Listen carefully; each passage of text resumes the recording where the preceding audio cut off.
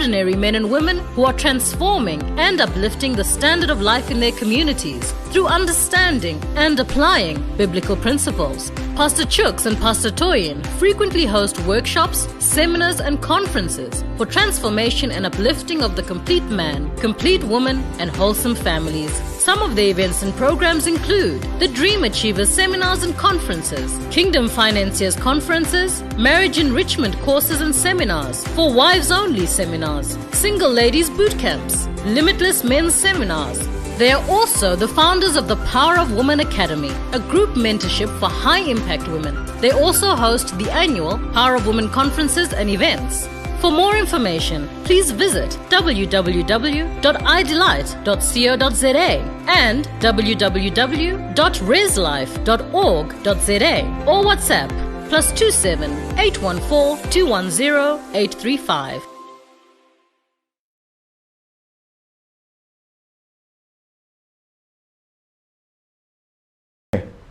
Well, welcome everybody to another edition of our Friday night variety show. Thank God it's Friday.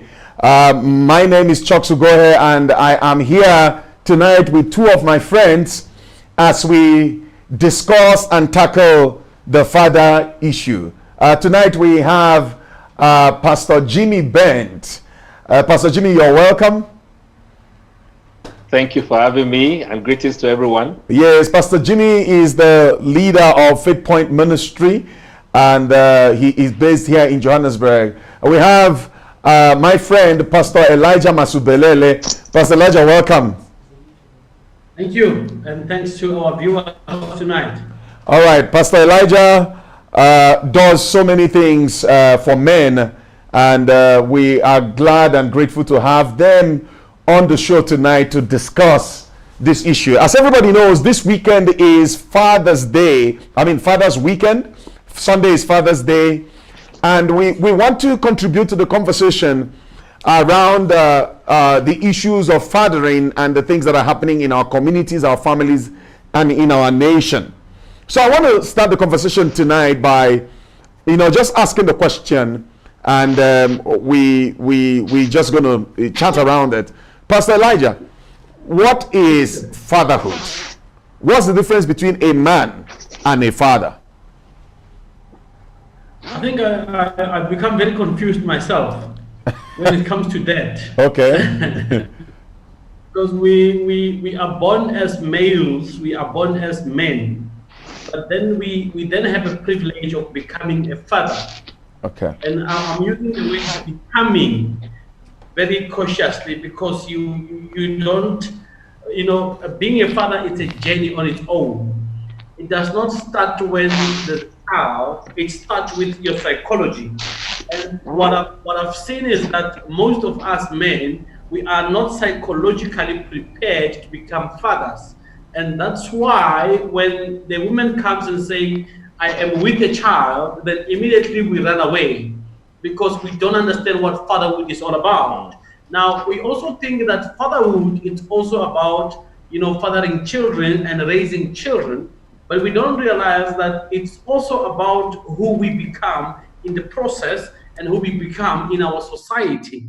Now, it's about taking an active role in becoming and not only a parent, but a guide, but also a spiritual leader and a leader in other people's lives as well. So fatherhood is a very broad sense of things, and that's why today, if you listen to the discourse, our society has got issues with men who are killing women, men who are raping women, But the moment you become a father, it's not only the issue of having a child, but it's understanding in your psychology that if I'm a father, I'm also a protector. If I'm a father, I'm also a leader. So I lead by example. So you cannot be a father and then be just a man in somebody's life. So you need to understand the role that you are taking as a man in your fatherhood ship. Okay, Pastor Jimmy, please come into the conversation. Well, I really love what I'm hearing. I'm enjoying myself. What I've done with this is I define this journey of a man in three phases: the male, then you have the man, then you have the father. And I define the male, in my own words, as someone who knows the difference between his gender and that of the female, but does not take responsibility beyond that. And that is the male. And that is not a good definition, because that's to put it in perspective. Then a man is one who takes partial responsibility. So the man is a bit better than the male because he knows, okay, it's not just about gender differences. I ought to be responsible, but then he's very selective in his responsibility. But when you now carry it to the third level, which is fatherhood, then the father is one who takes absolute responsibility for everything he's responsible for. And fundamentally, the foundational word, father, pather, actually means a source. So anytime you talk about fatherhood, you're talking about someone that is a source. And I feel the most fundamental challenge we have is, in this generation, men are struggling to have that definition. Pastor Elijah alluded to that, whereby it's actually difficult to define what real fatherhood is all about, because so many things have gone wrong. Let me tell you one of the biggest challenges. Many people today who are failing in fatherhood are people who were never fathered at all, or were fathered badly. And so we are heaping so much expectation on someone that wasn't equipped to be trained enough to be a father. So unfortunately, you don't expect somebody that has never flown a plane before to get into a cockpit of a 737 and then successfully take off and take you to and land. Crash landing or air crash is almost inevitable. I think that is the kind of predicament men are facing right now, is that the call of fatherhood is upon their shoulders, but they have not been equipped, because either they weren't fathered well or they weren't fathered at all. And most of our men, unfortunately, were raised by our mothers. And as wonderful as mothers are not equipped to provide everything that the parents, male and female, are supposed to provide. Just like a man cannot provide everything the mother and father are to provide. Just like two legs of a man. I have my right and left leg. Anyone that has an amputated one leg cannot win a 100-meter race with two-legged people of almost equal talent and ability.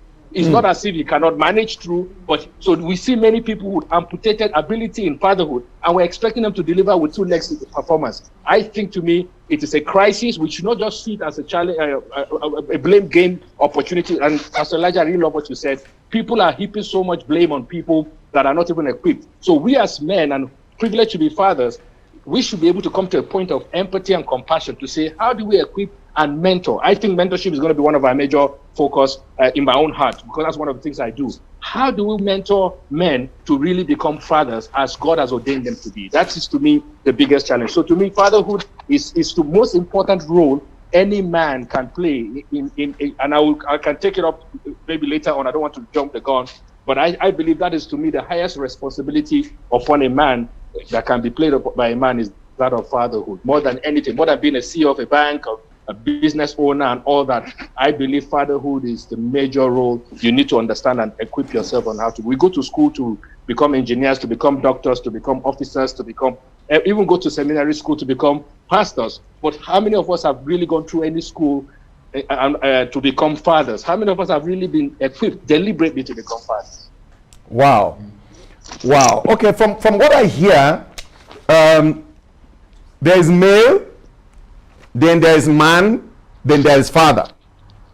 So you're born a male, you become a man, then you become a father. And from what I'm hearing, I'm just distilling the thoughts of Pastor Elijah and Pastor Jimmy. That progression, male, man, father, is synonymous with taking up responsibility. Fatherhood being the highest level of taking on responsibility. So the difference between a father and a male is their capacity to take on responsibility. Am I right? Yeah. Oh, okay. So this. Yes. So basically, what we're talking about here now is a challenge of responsibility. Yeah. Someone said that maturity is not about aging in years. it's the ability to take responsibility. So the question would be now, what is happening? Why that gap in taking responsibility by men? I think, Pastor Chuks. Yes, sir. Let's go to the beginning. Okay. And I think this is where most of us, including myself, we have missed the teaching or the biblical teaching about responsibility. Now, the Bible says, in the beginning, God created the heavens or the earth. And it says the world was without form. And it says the world was void. And it says there was darkness. But God, when God came there was all those things. Formlessness, void, and darkness was hovering above, the earth's surface. But he never looked around to see who can help. He took responsibility to create light. And right there, and we can carry on with the scripture to say, he loved the world so much that he gave his only son. So I think we miss the part where responsibility should be taken without being told.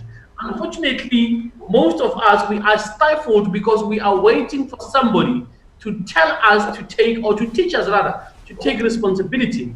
And most of the people who are teaching us to take responsibility have not been taught themselves. So it is the blind leading the blind, and we're creating a culture of people who don't understand what responsibility means. Now, let me take you back again to Genesis 1. The Bible says, and darkness was hovering above the world. But there are people who are taking responsibility in darkness. And that's where the problem is. Because what do you see in darkness? So they are present but not available. They are in the dark. So God said, in order for me to see what's happening and understand what's happening, I have to create light. So if I come into somebody's life, I now transition from being a male into being a father by creating a difference. Now, a father has to create a difference. A male can be there, nobody can talk to him or to do whatever. He can be there and just be a nobody. But when you become a father, you are no longer a nobody. You are a something that creates. Pastor Benny spoke about a source. So you become a source of greatness.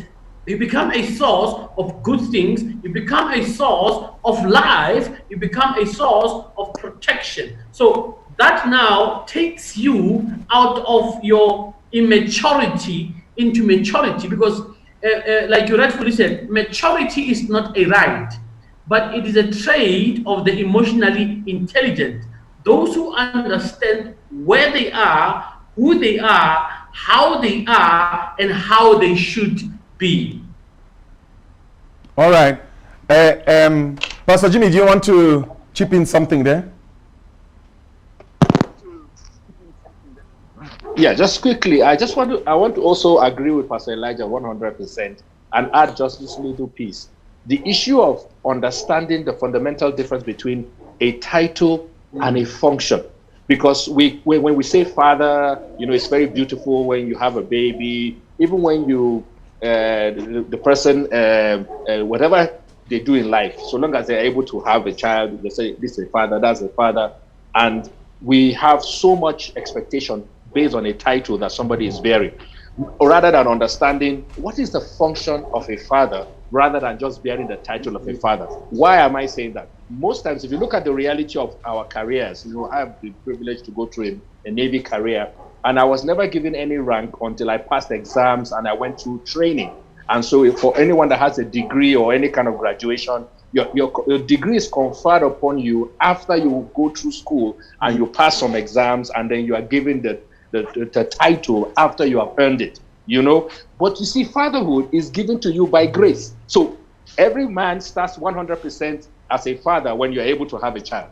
But it is given to you by grace, because it's not because you are a great dad that you had the opportunity to have a father.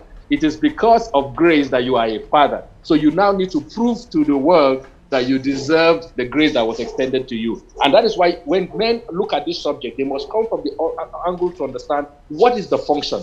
And one of the biggest ways to know about the function of a father is to look at places where a father is not there. There is this wonderful film, a Christian film called Irreplaceable, that was an interview about a man who was talking about fatherhood and the crisis of fatherhood.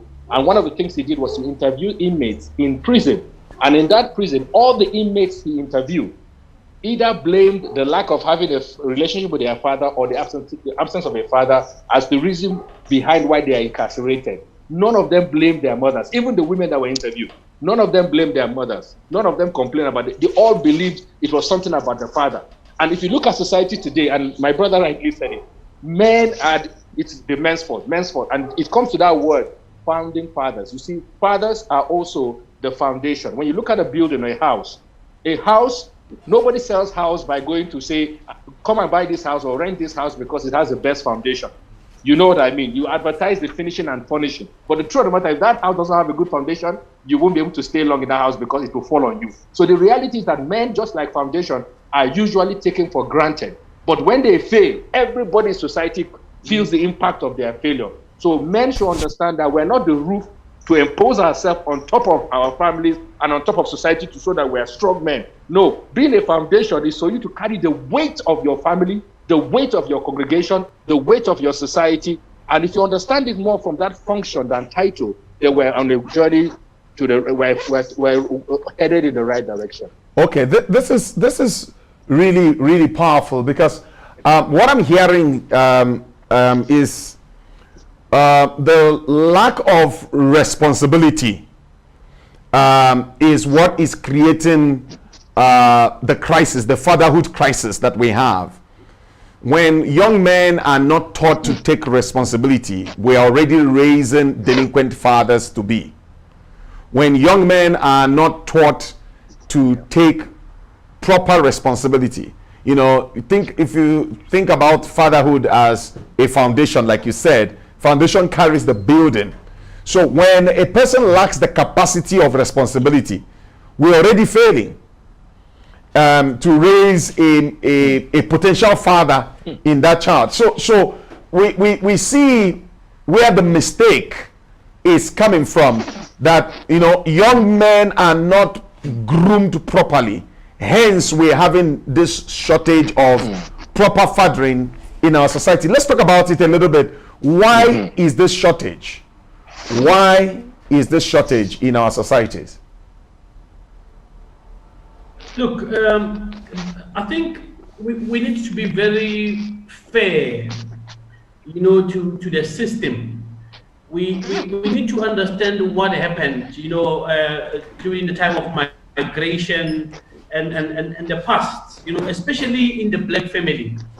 And when we speak mostly about fathers and men in society, we're referring to mostly black families, because most black families are dysfunctional as a result of the lack of fatherhood. But also, the way we raise the boy child, we don't raise him, you know, with the mindset that he's gonna be a father one day who has to take responsibility.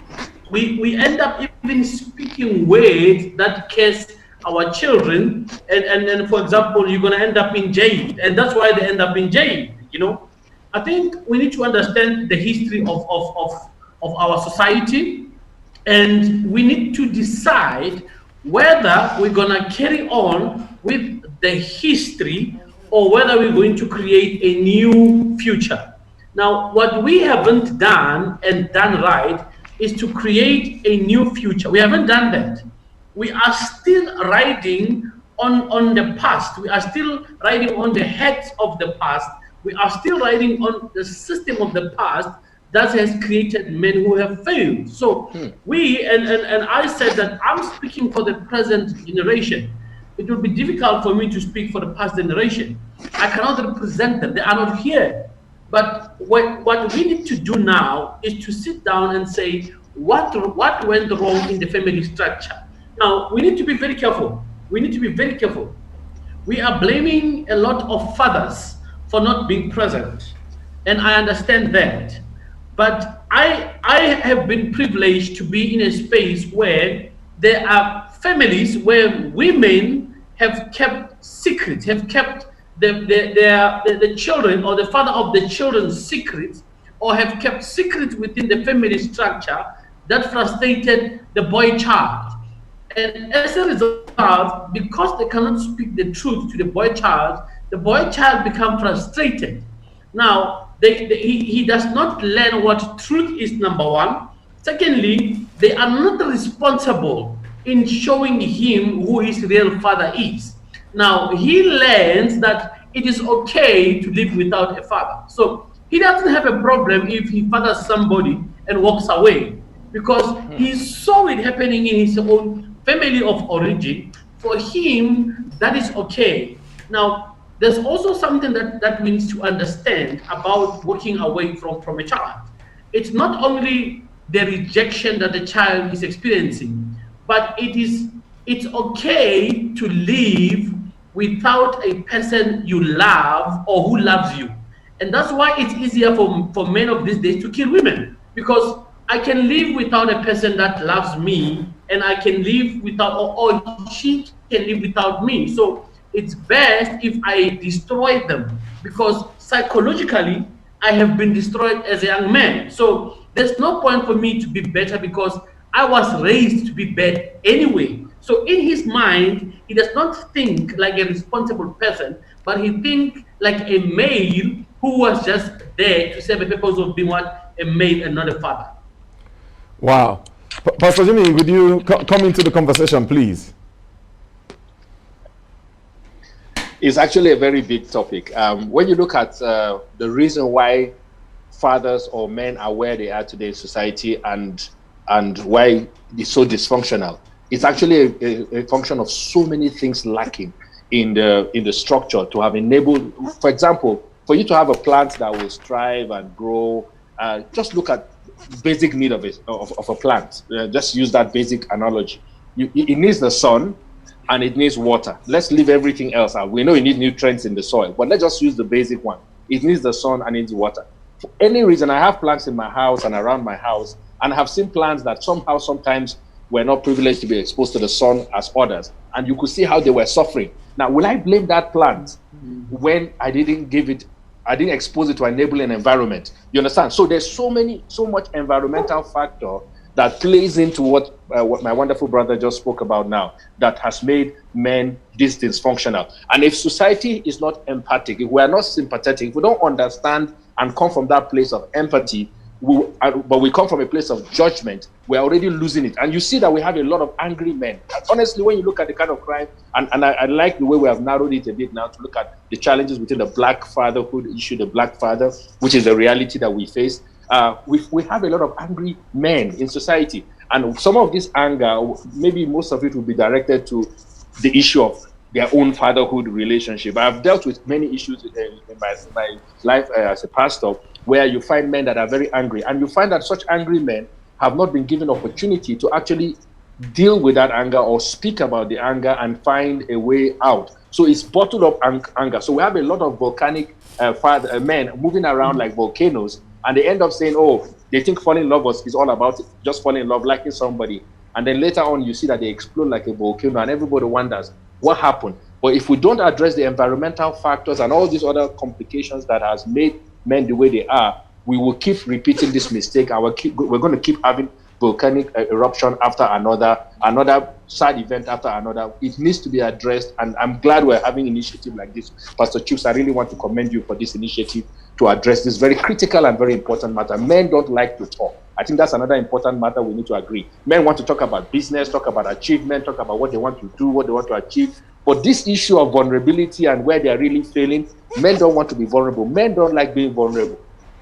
So how do we create an environment that allow men to be vulnerable, that allow men to talk, that men can talk to men? Because there's a real problem in our society. There's a real issue around this matter. and I don't know how much is being done to find solution.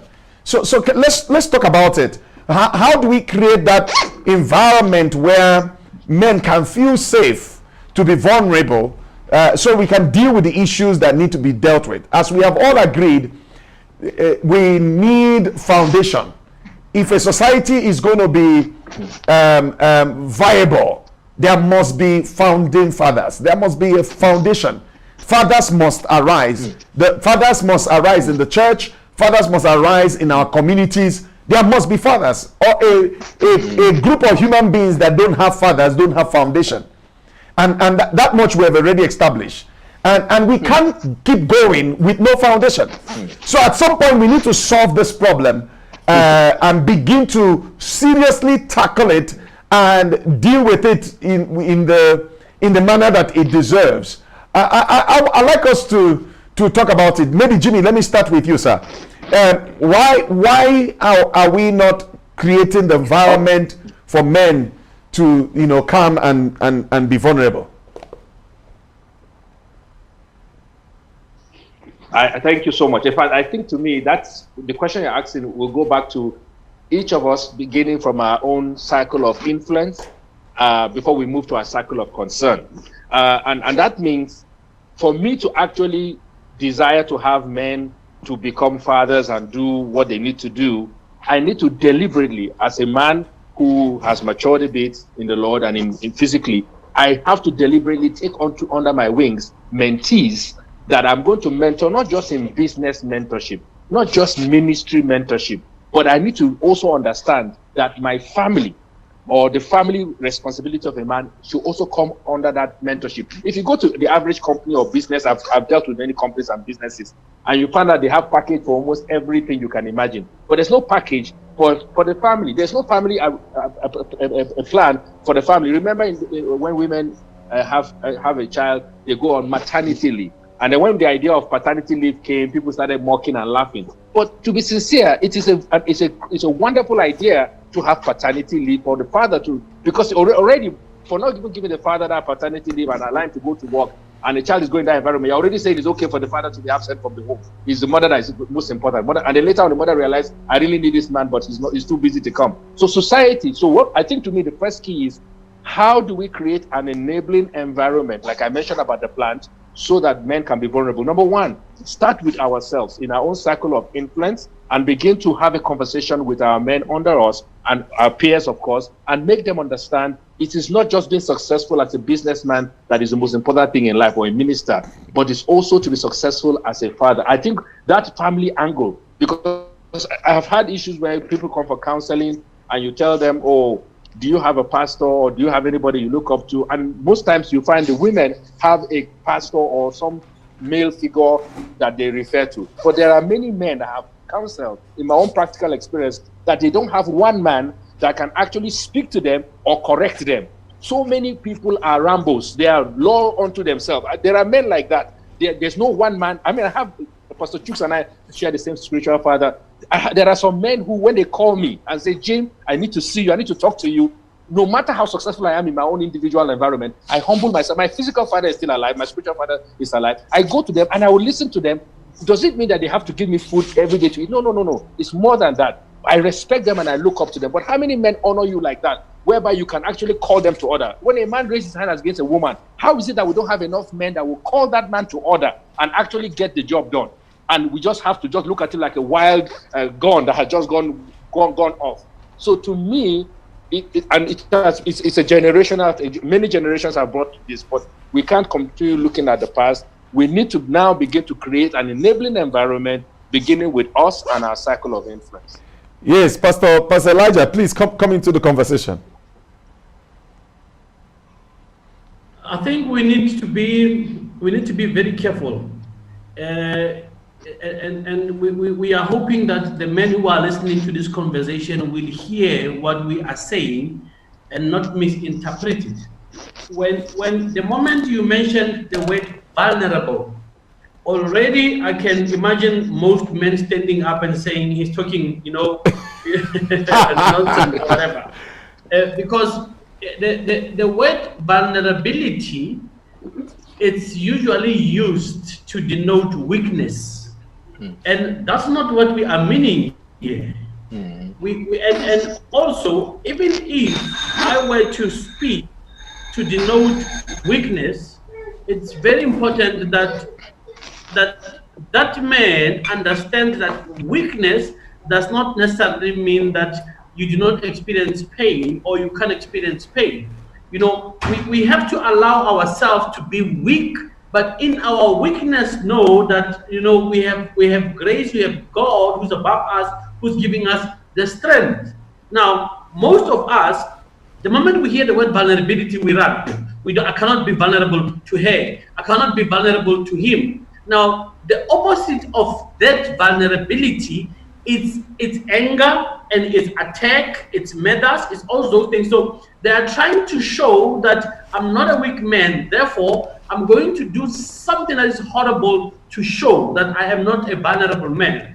But vulnerability, let me speak a bit about vulnerability, so that if there's a man listening out there, they can go home now and say, I want to be vulnerable. Vulnerability allows you to breathe. Now, the topic for tonight is that, you know, I cannot allow myself not to breathe. So vulnerability allows you as a man to breathe.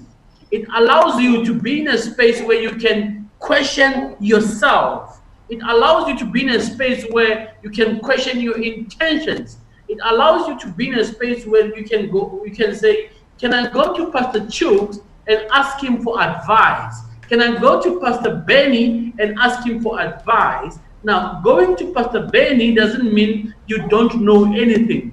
Sometimes our perspectives are so wrong, we could be so wrong in our rightness. So vulnerability allows you to be able to see different perspectives. Vulnerability allows you to be able to present yourself as a human being who has got flaws and who is willing to also be teachable. Now, many people don't allow themselves to be vulnerable. Like Pastor Benny has said, they allow Pastor Jimmy, not Benny. Vulnerability allows you to be able to, sorry, Pastor Jimmy.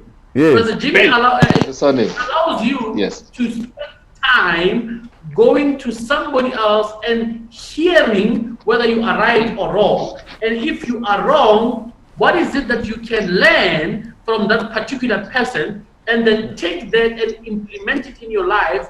And when you go and present yourself, you don't go there as a weaker person, but you go there as a person of wisdom. Vulnerability opens up wisdom. There are people who've got knowledge, but because they cannot be vulnerable, the knowledge becomes destructive to them, and yet they should be using it for the benefit of their life and other people's lives. So is it not that, you know, we have misunderstood the whole concept of vulnerability, and a lot of it comes from societal conditioning, where a boy is told you can't cry, you can't, you know, if you try to cry, they say no, you're not a girl, you can't behave like a woman. And some of these things now make it look like, you know, a boy cannot ask questions, a boy cannot show emotion, a boy cannot show his feelings. So now he grows up like that.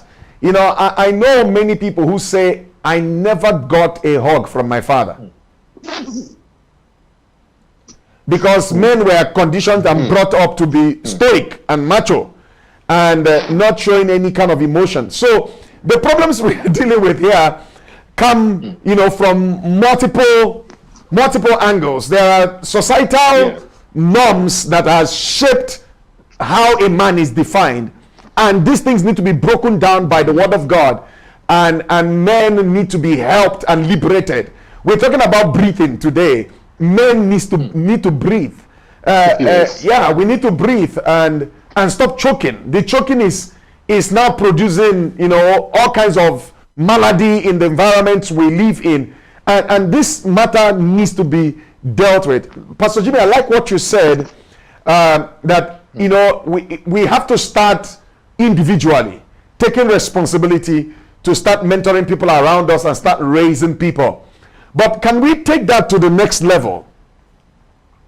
As the body of Christ, as a community, how do we create a structure to raise proper fathers? Let's delve into that.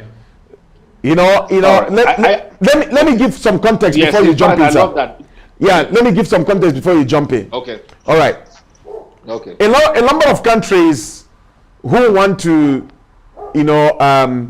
push the economy, they say no. The reason why our economy is bad or is not working is because we don't have a lot of entrepreneurs.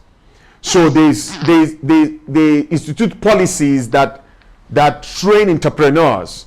They offer all kinds of incentives for people to go out and start their own business. They start running entrepreneurship programs at primary schools, secondary schools, universities, so that people are trained to become entrepreneurs, because we know that strong economies are because there are strong entrepreneurs. So many countries have realized that and saying, so they are deliberate now to encourage and empower entrepreneurship. So people are from university trained to start their own business, not to graduate and get a job. Now, a lot of countries are realizing that, and they're doing it. And I see those countries that have implemented this kind of things, in 10 years, 15 years, 20 years, they are going to be very strong economically because they are developing entrepreneurs. All right. Now, we are talking about a problem where there is a lack of fathering. So from a community or societal level, how can we address this matter? Pastor Jim, please come into the conversation. Very good. I think first thing we need to realize is, like we've already agreed, is if we identify how to create, don't forget that word, enabling environment is critical, that will make men feel safe and understand that it's okay to be vulnerable and to be human. And when we create that environment by, of course, role modeling, because I don't believe in telling people this is how it is to be a father, and then when we look at your own life, you are failing or you are lacking or you yourself are not ready to be vulnerable. So if Pastor Chuks, for example, wants to have his mentees to be vulnerable to him and to be open to him, he has to get to a place or create a space that is safe enough for them to trust him enough for him to be vulnerable. So it's a mutual thing. So we actually lead them in being vulnerable. And when we talk about vulnerability, it's not being, I killed somebody, I raped somebody. No. We're not talking about that's extreme. And that's not what we're talking about. Those are legal issues. But we're talking about just being able to accept that the fact that you are human. For example, do you know this? We know you are pastors, so I always say to you, but maybe for the men out there, the shortest verse in the Bible is John 11:35. And it speaks about one of the most vulnerable time in the life of Jesus. It says, Jesus wept. Now, we need to understand that word. It's powerful because this is the creator of the whole universe. At that point, when Lazarus had died, Jesus knew he was going to raise Lazarus from the dead, even before he got into Bethany, even before he got to the city. Yes. So why was he weeping there? So he wasn't weeping because he knew Lazarus had gone and it was too late. No, he knew that he was going to raise Lazarus from the dead. But why will Jesus still weep when he already knew he was going to raise the dead? It was simply because he wanted to show us his humanity in identifying with the vulnerability or the weakness of the family that had thought it is all over and it's too late. And Jesus wept, and recorded in the scripture is to let us understand Jesus was also 100% human as much as 100% God. So we need to understand for men, and Pastor Chuks, you said it rightly, society has taught our men and our boys, you must be strong. And that's how I was raised myself. You know, if you cry in public, but I have seen men cry when they lost a soccer match, cry when things happen. But when it comes to emotional issues, when they cry there, we say, no, don't be emotional. But I can tell you, men are literally even more emotional than women when it comes to the things that they love. Look at sports, and you see that men are very emotional. Very true. Telling them lies that they are not emotional selectively. They selectively, but we're very emotional. So I think collectively, we need to understand how do we create a safe environment that will allow men to be vulnerable enough, and how do we incorporate that into everyday life? So how do we make it, and I will recommend, just to allow Pastor Chuks and Elijah to come in, accountable relationship. How can we be create an environment where we have what we call not just responsibility, but accountable relationship, where I am accountable to Pastor Chuks and Pastor Elijah and vice versa, and we grow a community of accountable relationships like that. In that way, we're able to deal with issues before they get out of hand, and we begin to hear things on the news that shocks us. How do we deal with that from that? I think building environment for accountable relationship will be a good start. Okay, Pastor Elijah, please jump in. I think we are on the right track, but let's go back to the stories that we used to hear when we were growing up, where we were told to be strong, be strong, you're a man. We need to understand why we were told that. And I don't think the people who told us that, whether they were our fathers or our mothers, I don't think they explained, what it meant to be strong, what it meant to be a man at the time. And usually you would only hear that when you come from the street crying if you were bitten by another man or boy. And you would be told that, what kind of a man are you? What kind of a boy are you? Now, in your mind, you thought, okay, if something doesn't agree with me, or if I cannot get something right, therefore, in order for me to show my manhood, I need to be violent somehow. And that's why, and that's how we became a violent society. And the strength that was spoken about at the time was be emotionally strong, that don't fall for everything that is emotional that affects you, because if it affects you, it will control you. You will find yourself fighting with everybody because emotionally you are not strong. And that is what we should have been advised at an earlier age, that your emotional intelligence will control your physical being. Now, also, when Pastor Jimmy speak about Jesus weeping, and we need to understand how he loved Lazarus. But the fact that he wept was not to show sign of weakness. Like he's saying there, sometimes we don't cry or weep because we are showing sign of weakness, but we could be hurting inside and saying, let me allow the hurt to come outside, because if I don't allow the hurt to come outside, I will go around hurting even innocent people. Now, what most of us did, and I want us to coin the term volcanic men. Like Pastor Jimmy said, we are walking around with volcanic men. And indeed, they've become volcanic because inside they haven't allowed themselves to build a strong man who is emotionally strong, but they go to the gym. They become big, they lift weight, and they want to become strong, and they want to have money, and they're doing all sorts of things that are physical, but the emotional man is so weak that one little thing, it triggers him, he kills himself or he kills somebody else. So when we were told to be strong, we were not properly explained that here we are talking about emotional intelligence. And that's the first thing we need to do with our men and for our men, that when you are emotionally intelligent, it means you are in control of your emotions. You allow yourself that when you are not feeling well, the Bible says, be angry, but in your anger, do not sin. Even God understands that it's important that when you are emotionally intelligent, you will know and identify when something is anger. And how do you deal with that situation? Our men have left anger to control them.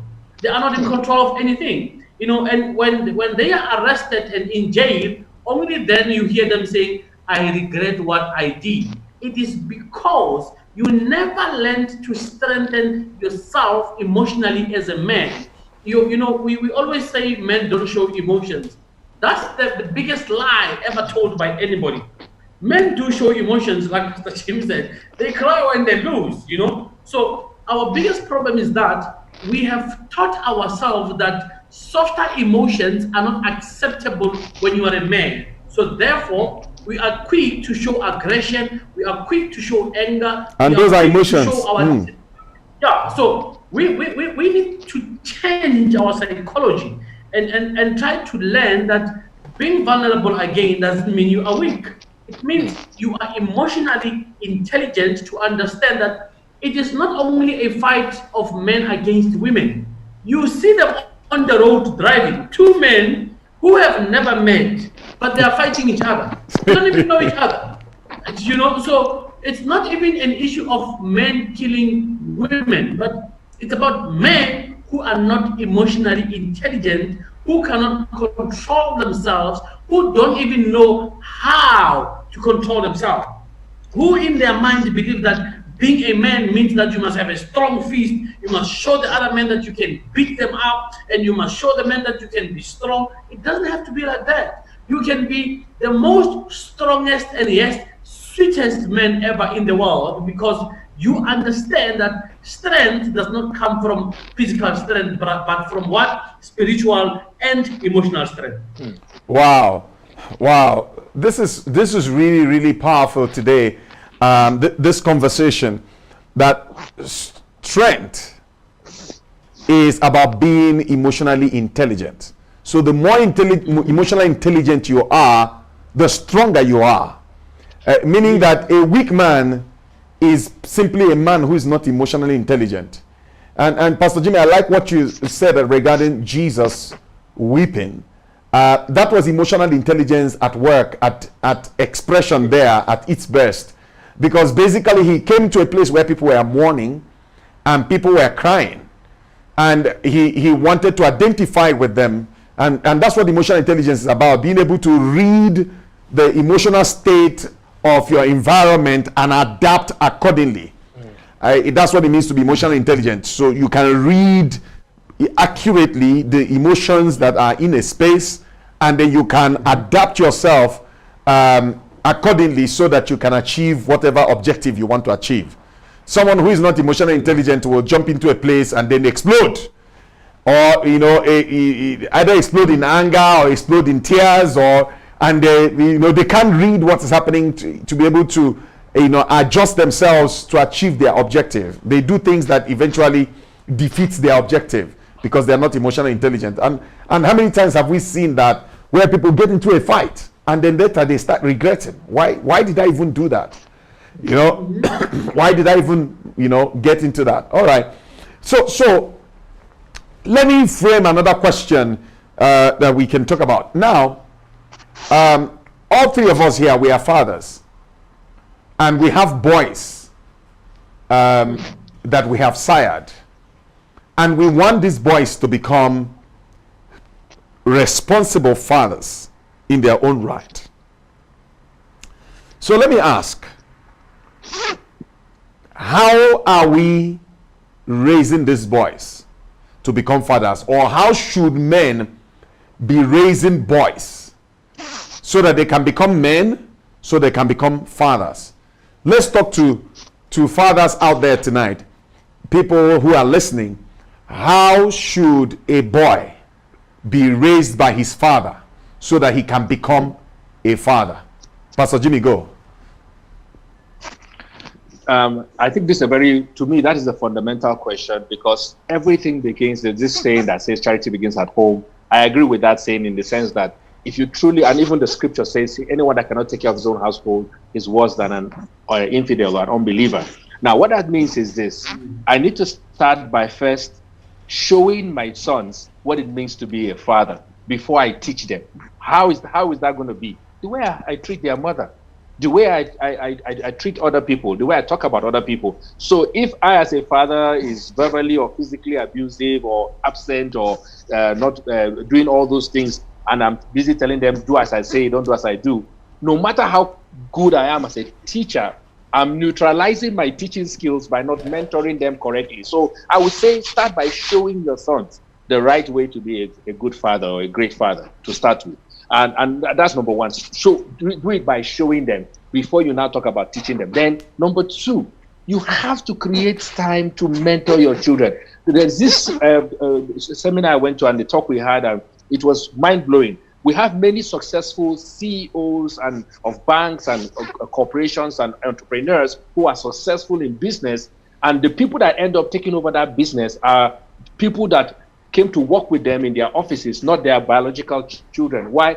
Their work took them away from home, but while they were away from home, they had time to mentor young men and other people to take over the business, and their own children end up, I'm talking about horrible experience of ending up on drugs or on the streets or being irresponsible or just blowing daddy's money away, because the father never realized, I have to create deliberate time to mentor my family. So I will recommend fathers should show what it means to be a father. Number two, fathers must deliberately create time. I have hung out with my children. You know, I have both girls and boys, so I have time when I go out with my daughters-in-law, and I have times when I go out with the boys, and we spend time together and we talk about issues like that. And so, and no matter how busy you are, you know, so many excuses we give is about being busy. I have to get money, I have to make a living to provide for the family. But sometimes we get so carried away, we try to make so much to provide for the family that when we come back home, there's nobody to take care of. The family is no more. Even if they're physically there, they're no longer present,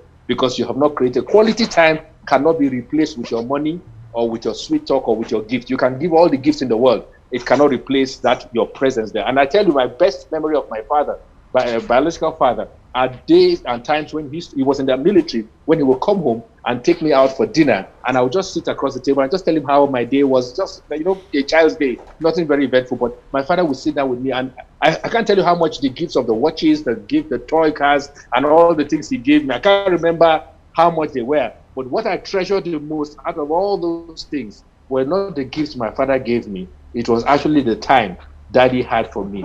And to me, fathers have missed that point. They're so much focused on trying to get income and take care of the family, and they forget that you don't have to. That's not the only thing you need to provide. There's so many other areas that are lacking, and you can't replace those aspects with the money or provision.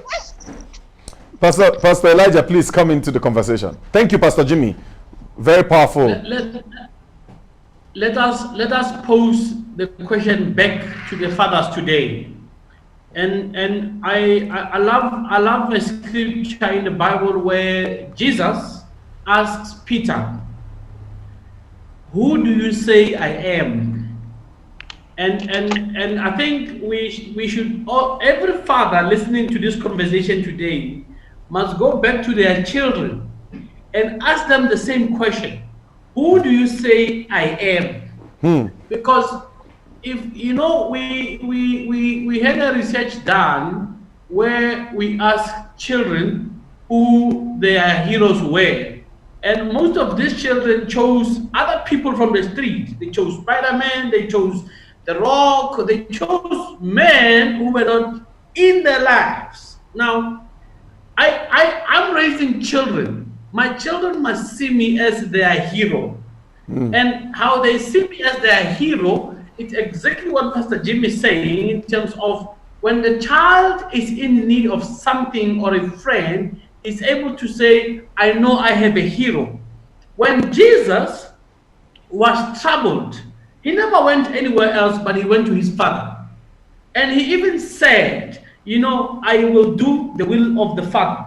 And he says, the Son does what he sees the Father do. So Jesus knew that his Father was his hero. He understood that. But let's go back quickly. And I want people to understand something here. And we need to understand that the Father is not a state of physical body, but it transcends the physical body. And how do we know that? Jesus was raised by Joseph, and Joseph was an upright man. We know that from the Bible. So Joseph was an upright man, but Jesus wanted to show that you can be a man and yet don't understand anything about the things of the spirituality, where wisdom comes from. And he made it clear that if you need wisdom, you have to be aligned. Your signal needs to be aligned with the giver of wisdom. And I have seen it myself that many times when I tried to be a father who was not aligned with the spiritual wisdom, I have failed. But the moment I aligned myself and always sought the wisdom of God, I found myself in a situation whereby I dealt with things differently and in a much better way. So we can say that how do we create an environment?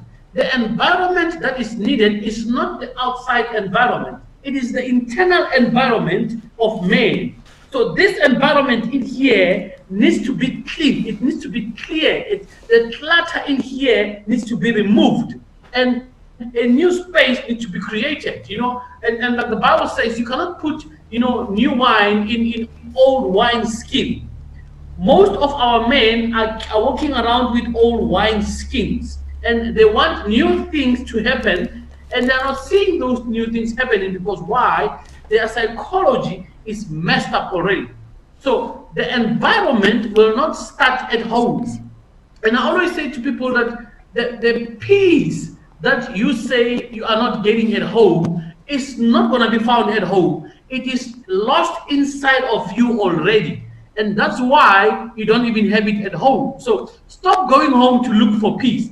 Go home and take peace home. You yourself are not at peace and you are fighting everybody else and you expect somebody to be something that you are not prepared to be. So before we can create an environment for somebody, that person needs to understand that I need to create a conducive environment for myself. Now, most of us, we are not prepared or ready for that because why? It is comfortable to clothe ourselves with things that makes us, to pity ourselves. So most of us as men, we pity ourselves. And by pitying ourselves, we expect other people to pity us.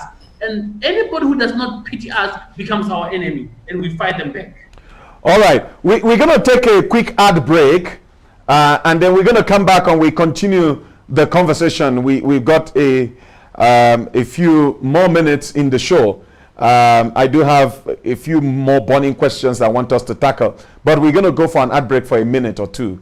We'll be back shortly.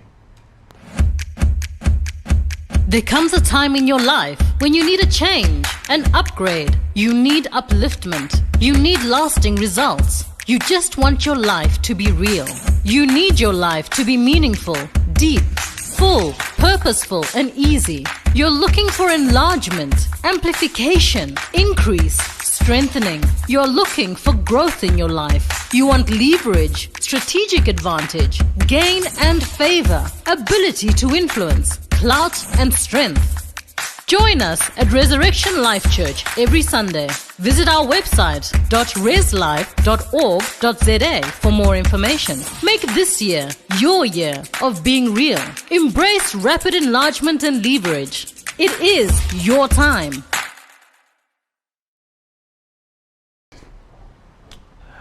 Okay, Pastor Jimmy, it looks like Pastor Elijah stepped out. Oh, you're back. Okay. All right. Well, we are back. Okay. All right. Now, I wanted to bring the issue of the rise in violence against women that we are experiencing. Is there a connection between the absence of fathers and this violence against women? Is there a correlation? Is there a connection? What do you think? Anybody can jump in. I think I'm very careful in terms of saying that there's a connection between the absence of the father and the violence perpetrated against women. I looked at that I cannot breathe moment, and if we take the situation of that guy, Mr. Floyd in America, the situation looked like a racial motivated situation. Yes. But I said to myself, the situation is not about race. I said we have a lot of men who have got their knees on their own neck, But we have a lot of men who've got knees on the necks of women. But we've got a lot of men who've got their knees on marriage of other men. You know, so the issue here is not only about race or it's about men or versus women. The issue here is accepting to live in a society with men who are walking around with volcanoes, like Pastor Jimmy has said, and they don't want to go and seek help, and we live with them, and as the people who should be responsible, we allow that to carry on for a long time. Now, eventually what these men do, they end up taking somebody's life because they themselves hate themselves so much. So I think we need to accept the fact that our work will not only start at dealing with gender-based violence, but our work will start dealing with the societal issues that we are experiencing as both men and women. We are walking around with most men who are angry, and they're angry for many reasons. Now, be very careful that it's easier to blame the father who's not there. Now, what about the fathers who are home and are even worse than the fathers who are not home? So we need to be very careful because we've got a volcanic father who terrorizes people in his own home, and those people are afraid to even speak out. He raises very bad children because of his strictness and his an arrogant way of doing things. His volatility. So he's raising boys, but he's raising boys, but teaching them to be toxic. He's there. He's present. So we need to be very careful in terms of saying it is the absent father who's who's causing these problems. We do have present fathers who are worse than absent fathers. So let's be very careful in terms of how we bring the correlation between men who abuse women, because there are men who are raised by, we've got different scenarios in our country currently where men live with their fathers and they are drug addicts, they are murderers, they are thieves, they are rapists, they live with their fathers in their home. Now, I wrote a book about a young man who grew up in an environment where his father abused his mother every day, every single day of his life. So what are the present fathers teaching their boys or the girls in their presence? We need to also deal with that matter and not only focus on the absent father. Yeah, Pastor Jimmy, please come in. Yes, thank you. Okay, thanks to Pastor Elijah. I really enjoy myself. I will come from this angle also, in addition to, in agreement with my brother, to say, looking inward, I think first we need to look at it from the individual. Why will an individual be volatile or volcanic, as we have defined, or be angry? It starts with, number one, I believe, is an identity crisis. The fundamental meaning of the word abuse comes from two words. We know that. Abnormal use. And they said when you don't know the purpose of a thing, then abuse is inevitable. Yeah. So it shows us there's an identity crisis within that child or that man, whoever he is at this time. Whether he's in his home or he's absent in the home, there is that identity crisis. So number one, when you don't have a clear sense of self-worth, and because of lack of identity. For example, you have a microphone, I have this earphone. Once each one is playing their role, this earphone is not going to fight with my iPad that I'm using to have this conversation today, because the roles are so different, they are not competing. So if I remove this earphone, it doesn't affect the iPad, but if the iPad thinks it's the earphone, and the earphone is now the one being caught in the camera, while the iPad is one carrying the picture, but nobody's seeing my iPad in the shot, and the iPad gets jealous, and because the iPad does not know his real value and identity, he's bound to come and attack my microphone. And that is what we find. So number one, I believe it has to do with an identity crisis issue. We need to help men to deal with that issue of identity crisis right from within them, so that they can accept themselves and say, this is who I am, this is what God has made me to become, and then have a good sense of self-worth. Number two is to deal with the issue of self-hate. Anytime somebody can go out to harm somebody else, is simply showing you how much they hate themselves. The Bible tells us, love your wife as Christ loved the church, because no one yet hated his own body. Talking about the fact that you ought to love yourself. And that's what the Bible says, love your neighbor as yourself. And there's a way I define this thing. I say there there are men who are driven in three different ways. There are men that can think between their ears, and these men are ambitious and they are very visual. There are men that think between their shoulders. That means they think based on their values. And there are men also that think between their legs. They are driven by their passion and by their vigor. And so when you look at society, you can look at men and you can tell the fundamental decision making of this man is coming from down below, or it's coming from the middle point, or it's coming from the head. And the most important part to be driven is actually come from the heart. And it's to raise men that have a human heart. Because some of the things when I look at this and I hear some of the crime committed, I don't know if it's in this world that it's committed or an alien came and committed it, because it doesn't sound human. And I don't want to talk about those things because it really makes my heart to get really angry when I see the kind of crime that is committed against, when we look at the gender-based violence or even just violence in general. And some of the violence is just out of this world. And it tells you a lot about self-hate. The person hates himself and he's taking it out on everything that looks like anything in his life, that of value in his life. And it's actually destroying himself. So we need to address those issues, and we need to really, it would require a spiritual approach. It requires the emotional approach. It will require a physical approach. It will require even the economic empowerment approach. Because if the man feels he's economically castrated, and the woman kind of gets ahead, and the society is kind of giving the woman the headway in every setting, the woman kind of seems to have the advantage in his own setting, then he's going to fight everything like that. So we need to also realize that to address this issue, we need to come with a spiritual, emotional, material, economical, physical, and everything. We need to come with all the works together to address this issue. All right. Thank you, gentlemen, for the contributions. All right. I was listening to our president 2 days ago or 3 days ago, and I heard him talk about this issue of gender-based violence. And I want us to, I don't know who's listening.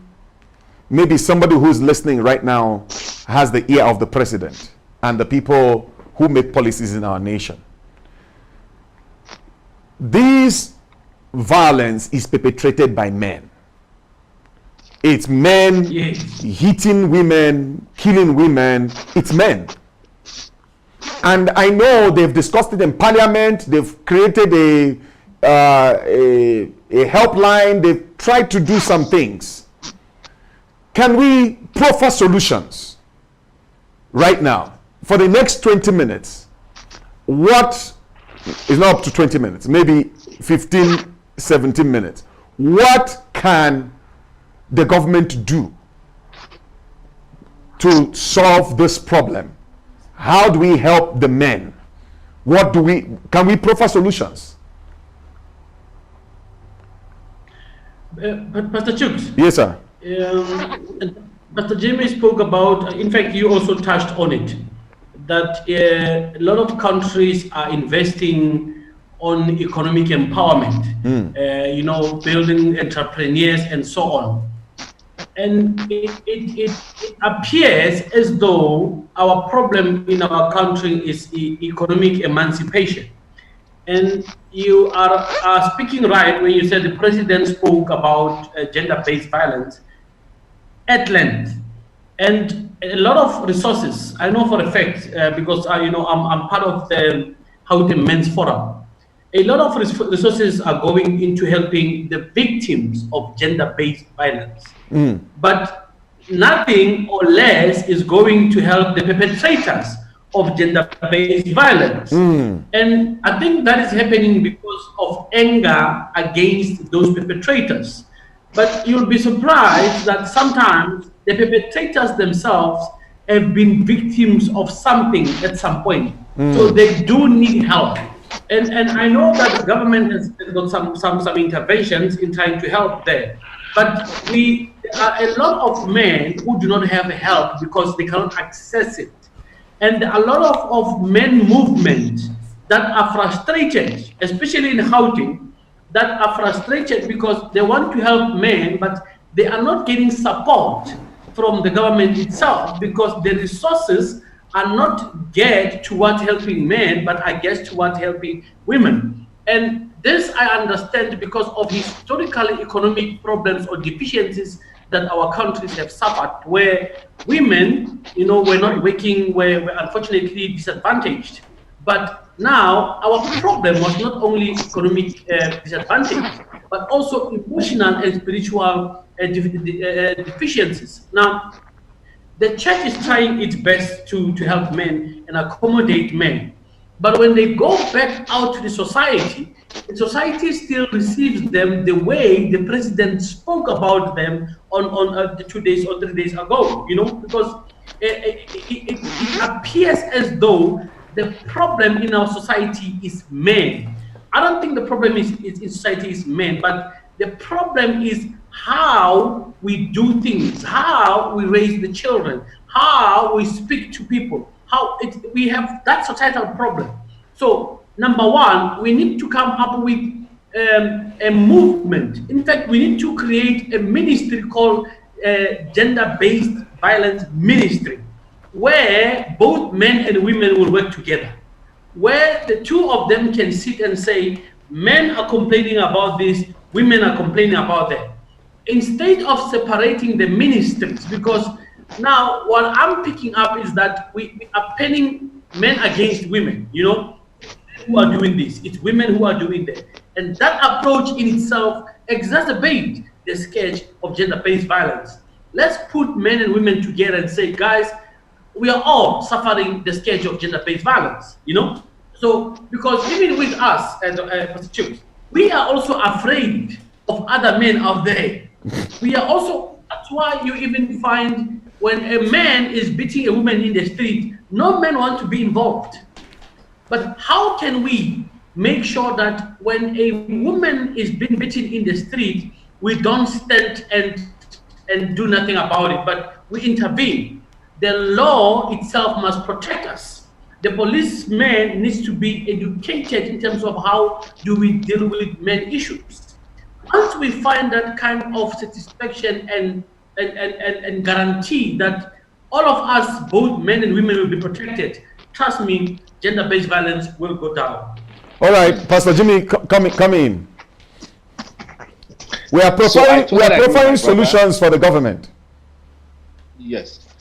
I totally agree that what needs to be done is that there has to be a total reorientation in the way we are approaching the challenges of society, and stop fighting and dealing with the reaction of cutting the branches or dealing with the branches of fighting the fire after the fire has started. The principle of fire says there are 3 elements of fire. Once one element is not there, then there can never be fire in the first place.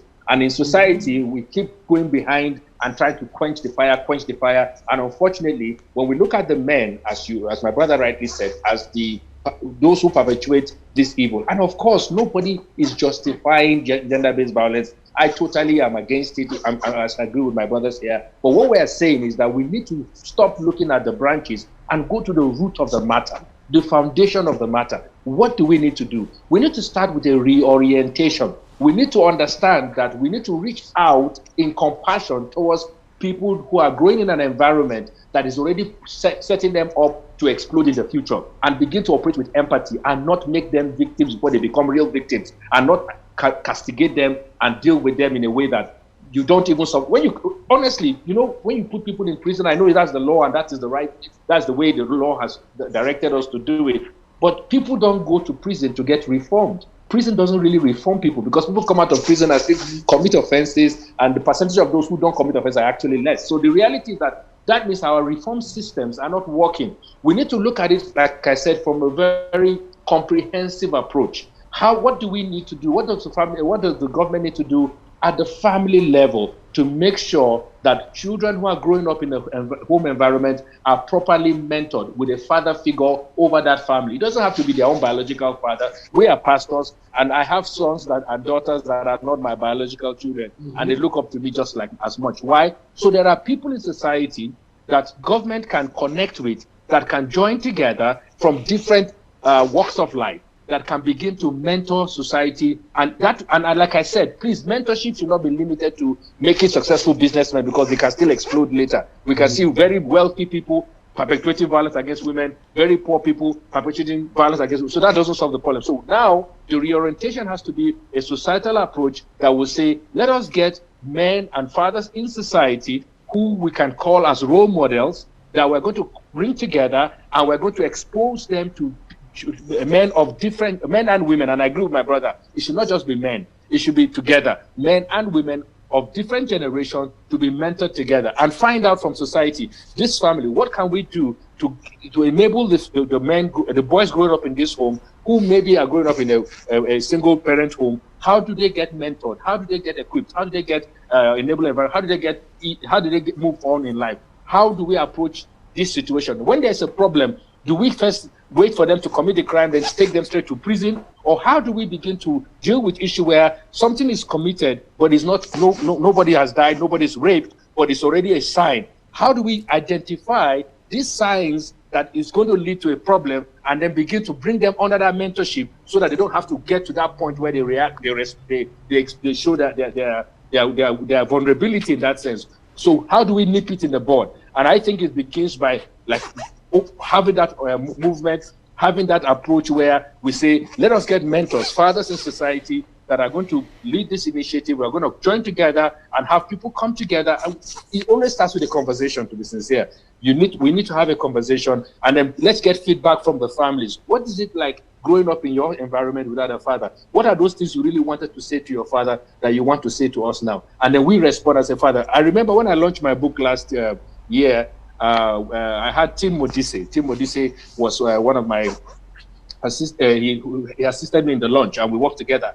And he spoke about his own, how much this the subject of fatherhood is missing in action, the fatherhood crisis, and that's the title of the book. And he spoke about how even this launch reminded him of his own relationship with his father and the challenges there and all that, and the vulnerabilities and all that. And the beauty of that meeting, that point, was every man there realized how much a father in their lives, how much difference that father could have made. And it had nothing to do with how wealthy or how poor the father is. We should never define fatherhood from an economic point of view, because we miss the point. We must understand that there are great fathers that may not have so much money, and we may have great fathers that have so much money. So fatherhood is not defined by the resources that you have in terms of wealth, because you can still operate as a father at all those levels. So I think there has to be an initiative. We need to have men and fathers in society that would need to accept to come down below to give a helping hand, and also get feedback from those who are exposed to the most challenges growing up without a father, or like my brother said, you could have a father in the home that is even worse than a father outside. So I think we should deal with dysfunctional situations. It has to be addressed comprehensively in society. All right, let me chip into the conversation. I don't know who is listening. Maybe the president is listening, or somebody who has the ear of the president is listening. I think the first thing is that we need to define this problem correctly. We need to define the problem correctly. Until you diagnose the problem correctly, you will not be able to find a solution. I am saying that the problem comes from a lack of understanding that is going on in the head of the men and the women. So it's an understanding issue, meaning that we need to teach and communicate to produce that reorientation. So there is a mental and a psychological reorientation that needs to happen at the grassroots. So we're talking about a country of 58 to 60 million. There has to be a mass movement of knowledge and wisdom around this thing. So we need to first understand the problem is there are some things that people don't know. And we need to create means to be able to teach it. We're going to teach it from all angles, in the schools, in the media, organize community workshops, organize community gatherings in the churches, in the mosques, in the synagogues. There has to be a comprehensive syllabus or curriculum that is developed, and people start learning these things. That's one. Now, we know that if they do a study of all the gender-based violence cases that we've had in the country, let's say in the last 5 years, just take the last 5 years, and study the perpetrators of this violence, the ones that are known, the ones that were arrested, we will find what is common among all of these perpetrators. It could be that they were boys that were raised with no fathers. Now, when we study all these cases of perpetrators of this violence, we will be able to see what is the common thread, because there will be a common thread or some common threads. If it's not one thread, a few threads that are common, a few denominators that are common among all these perpetrators. I don't have the statistics, but the government does. The government knows who these people are, because some of those cases, those men are in jail or whatever. So a study needs to be done to find out what is common among those people who have committed this crime. And then we can identify what those problems are, and then start addressing those issues from a national level, and start addressing those issues. Now, these are people who have done the crime, and they were arrested, they were found, they were caught. You know, there are other people who are in similar situation, just waiting to happen. So if a study is done, then we know, okay, you know, 200 of these cases, this is what is common among them, and this is how we can deal with it. Because if there are 200 of them like this, it's clear that there could be 2 million waiting to happen, and we don't have to wait for it to happen and then cry after it's happened. We need to stop it 10 years before it happens, 15 years before it happened, 20 years before it happened. And this is what the government needs to do. I agree with Pastor Elijah. A ministry has to be set up, because this is huge.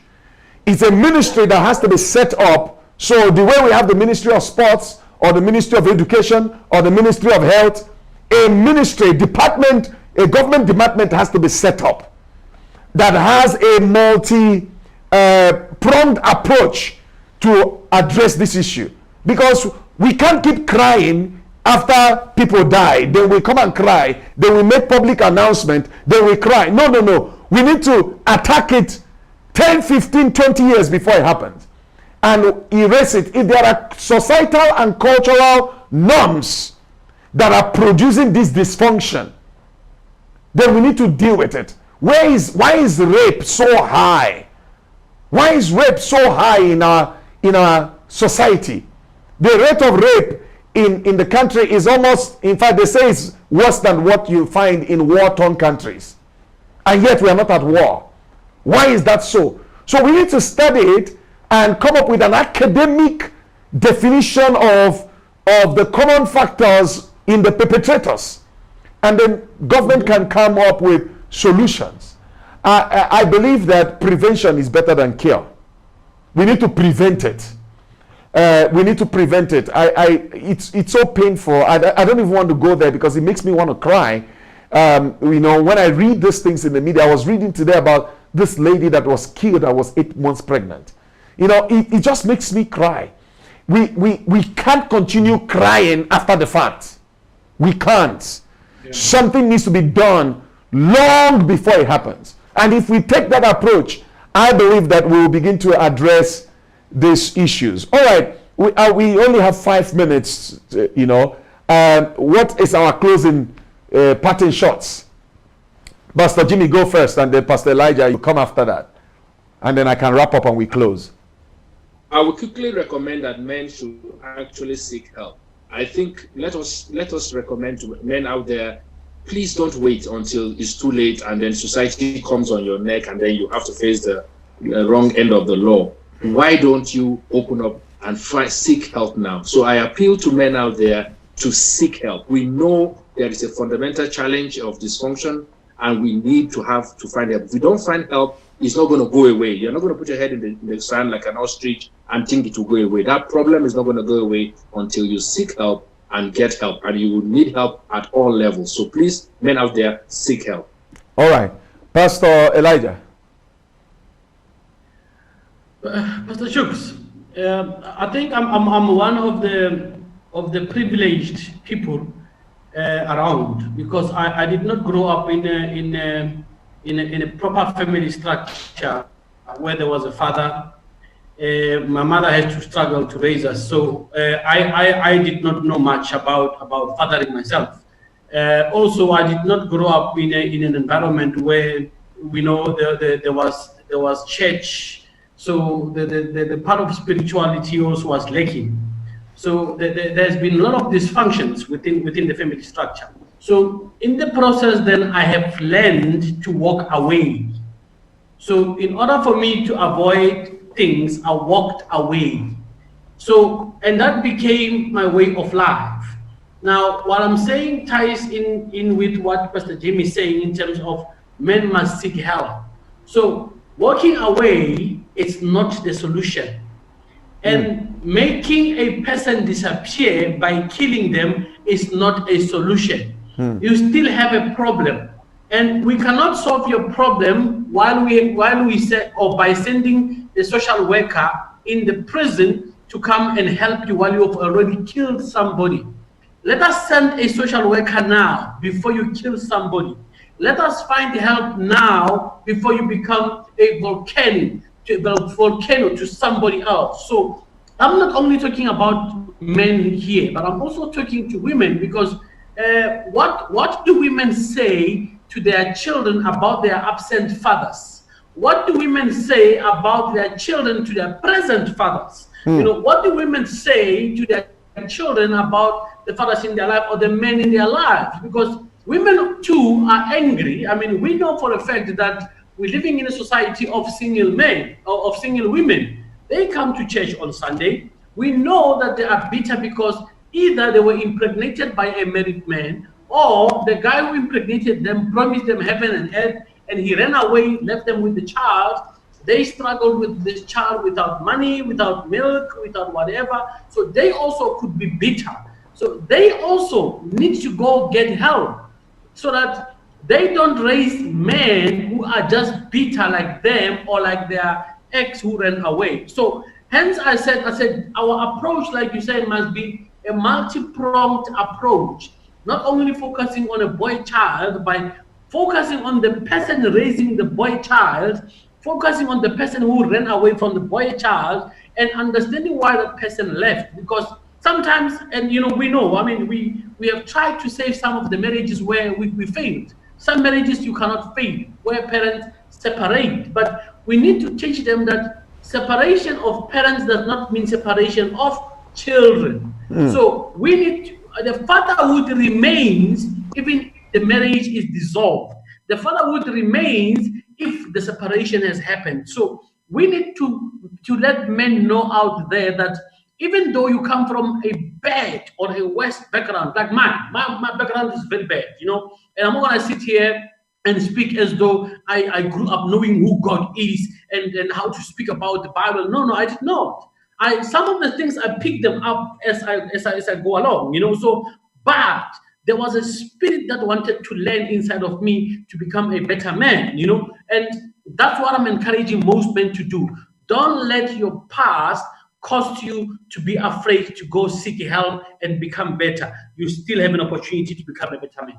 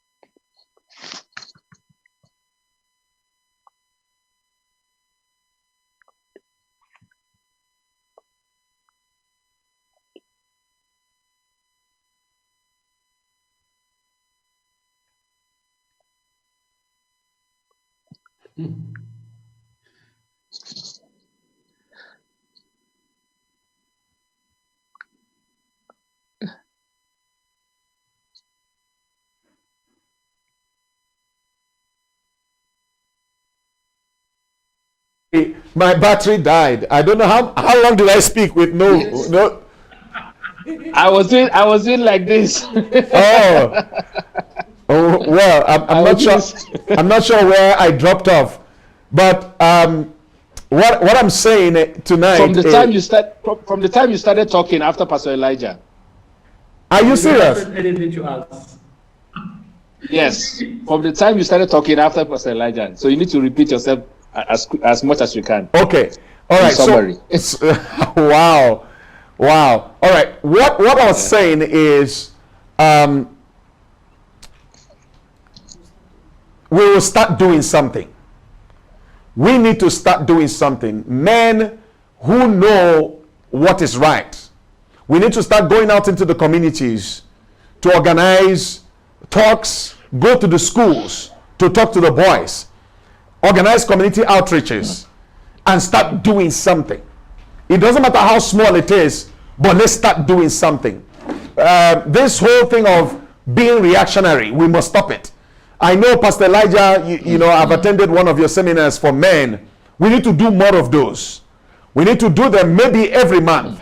And I'm saying to brothers out there, and maybe women out there, maybe you can't organize a seminar, but you can support somebody who can. I'm going to start organizing seminars. When we put that kind of initiative out, support us, put money behind it, help us spread the word. We need to start gathering 500, 2,000, 10,000, begin to speak, utilize social media and begin to speak to men. We need to create platforms. And I was saying that I need my two brothers. I'm going to call you guys and we will synergize our energies and our efforts and our wisdom and run, you know, events together and start doing something to help solve this problem. We can't keep crying every time a woman dies. We can't. No, we can't. We really can't. So while we wait for the government to do something, we need to start doing something. We will go to schools. We will go into the communities, or we get auditoriums in community centers, gather the men and speak. And I believe that the Spirit of God will help us, and we will help as many people as we can, heal the hurt, diffuse the volcano before it erupts. We will diffuse volcanoes before it erupts. God helping us, we will take on that responsibility and we will do something about it. Well, thank you so much, gentlemen, for joining me in this conversation. It has been a very, very enriching and enlightening conversation. I believe somebody out there has been helped. Somebody out there who has the ears of the people who make decisions have heard us tonight, and you can carry this message. We are willing to do something, and we want to do something, and we will do something. I believe I get an amen from my brothers.